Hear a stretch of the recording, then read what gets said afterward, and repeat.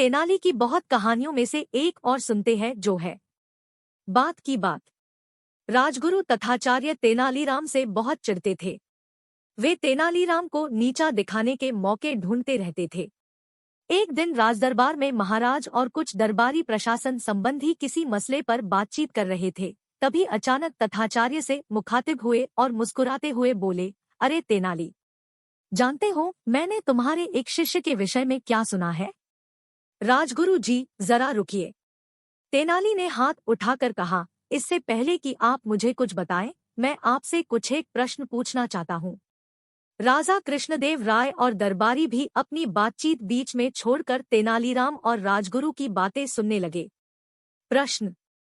कैसे प्रश्न? राजगुरु तथाचार्य ने हैरानी से पूछा। श्रीमान, मेरे किसी भी शिष्य के विषय में या अन्य किसी भी विषय पर बात करने से पूर्व पहले हमें उस बात की गहराई नाप लेनी चाहिए, इसीलिए मैं ये 2-4 सवाल आपसे पूछूंगा, जिसका जवाब आप मुझे दे फिर बात आगे बढ़ाएंगे। मुझे यकीन है इससे मेरा और आपका दोनों का समय बचेगा। मेरा आपसे पहला प्रश्न इस बात की सच्चाई के ऊपर है कि आप मुझे जो बात बताने जा रहे हैं, क्या आपने उसकी सत्यता की पूरी जांच कर ली है? तेनाली ने पूछा। ऐसा कुछ नहीं है, मैंने तो सिर्फ यह बात सुनी है, राजगुरु ने कहा। ठीक है, तेनाली बोला, तो आप नहीं जानते कि यह बात सच है या नहीं। यह एक अफवाह भी हो सकती है या गप भी हो सकती है। तेनाली आगे बोला, अब मेरा दूसरा प्रश्न आपसे बात की अच्छाई पर है कि आप मेरे शिष्य के विषय में जो बात बताने जा रहे हैं, क्या वह अच्छी बात है? नहीं तेनाली, बल्कि वह तो तथाचार्य ने बोलना चाहा।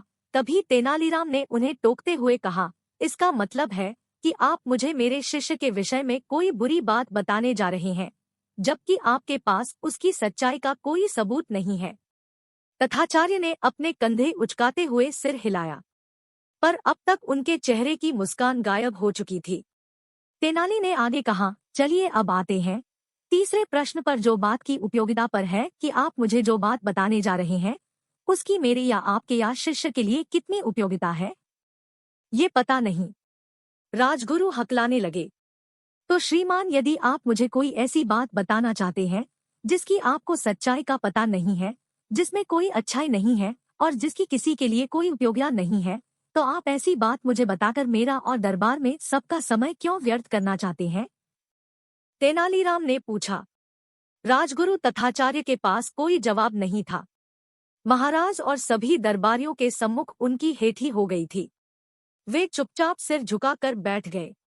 तो इस तरह तेनालीराम ने बात में से बात बनाकर राजगुरु तथाचार्य को अपनी बात कहने का मौका ही नहीं दिया और उन पर ही मजाक बना दिया। वीडियो देखने के लिए आपका शुक्रिया। वीडियो अच्छी लगी हो तो लाइक और शेयर करें। हमारे चैनल को सब्सक्राइब करना न भूलें और बेल आइकन प्रेस करें ताकि ऐसे और वीडियो का नोटिफिकेशन आपको मिलता रहे।